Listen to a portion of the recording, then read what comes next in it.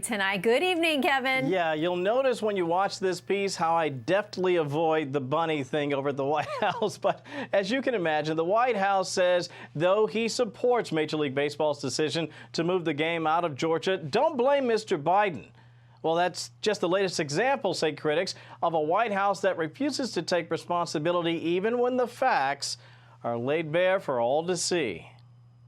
When the president was asked during an ESPN interview last week, he was asked the question, how do you view this possibility of moving the All-Star game out of Georgia? And he said, quote, I think today's professional athletes are acting incredibly responsible. I would strongly support them doing that. And so they did. But now the White House is saying, without saying it directly, it's not Mr. Biden's fault they moved the game, costing the state $100 million in revenue. Process hurting countless Georgians who depended on the game for employment and secondary business opportunity. He was not dictating for what Major League Baseball should do. That was their decision. They made that decision, and as he stated earlier, he certainly supports that. Saying he supported it but didn't order it is what some dictionaries refer to as gaslighting, a covert form of manipulation where false information is presented to the victim, making them doubt their own perception. Critics argue to deny Mr. Biden's words carried weight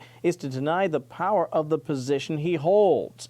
By the way, Biden also falsely claimed the new Georgia law closed the polls at 5 p.m., which earned 4 Pinocchios from the Biden-friendly Washington Post. For the record, the Georgia law places new restrictions on voting by mail, adds voter ID requirements, codifies but limits ballot drop boxes, allows weekend early voting, and bans groups from handing out food or water to those waiting in line to vote, an effort to curb campaigning.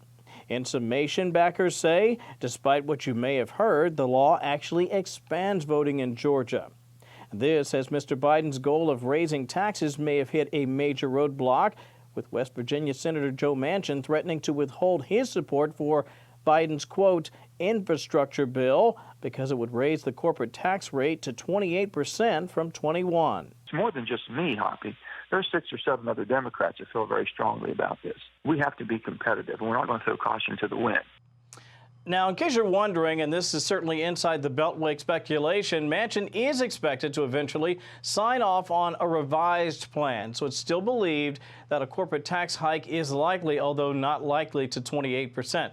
By the way, the Treasury Secretary Janet Yellen is urging the adoption of a so-called minimum global corporate income tax. Now, that's an effort to partially offset any disadvantage that might arise from the administration's proposed increase of a corporate tax rate.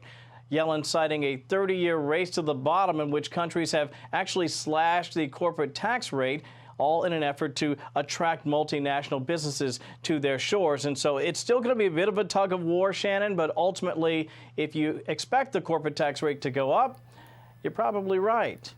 Shannon? All right, Kevin, you and I have many other things to discuss, including the national championship, so please do not go far. I promise I won't.